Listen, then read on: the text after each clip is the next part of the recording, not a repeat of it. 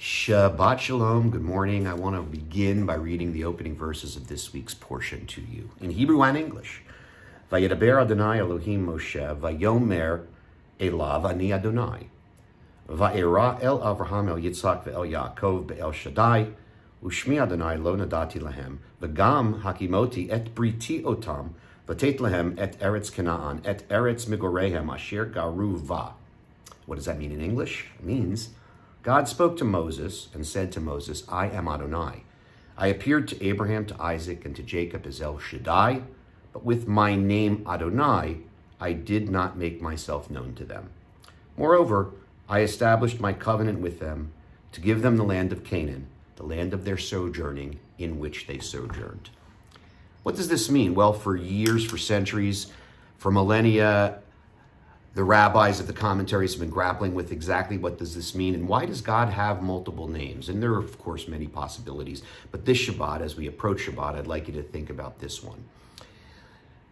Like humans, God has different personalities, if you will, different emanations. At God's core, there is a center, a force, a moral compass that points toward a moral North Star, hopefully. For us, we're the same way. At our core, we are hopefully the same person. We have a moral center that hopefully points toward a moral North Star. But different circumstances, different moments, different times throughout the years, perhaps throughout a day, require us to reveal a different part of our personality. This can be in a work situation, in a parenting situation. This can be in a relationship with friends or an intimate relationship. Sometimes we're called upon to be empathetic and compassionate listeners. Other times we're asked to offer words of advice, perhaps words of wisdom.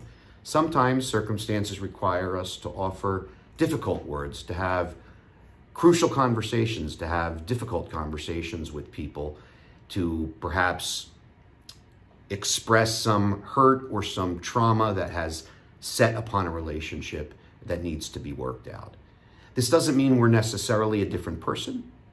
What it means is that we are required to show a different part of ourselves as circumstances require.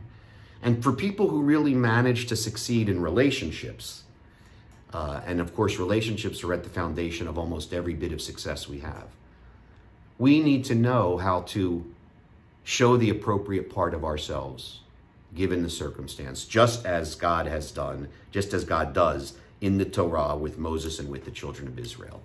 Sometimes we find the God of compassion and empathy. Other times we find the stern God, the God of punishment, the God of rebuke.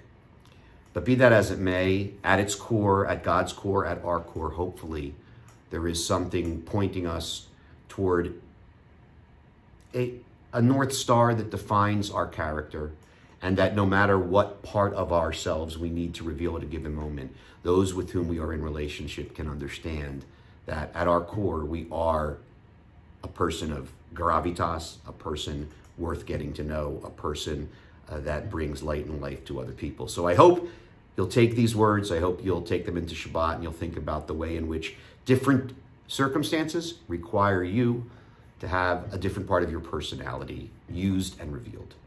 I'm wishing you Shabbat Shalom. I'm looking forward to seeing all of you this evening in the Gore Sanctuary at 6:15 p.m. for a wonderful Shabbat. Shabbat Shalom.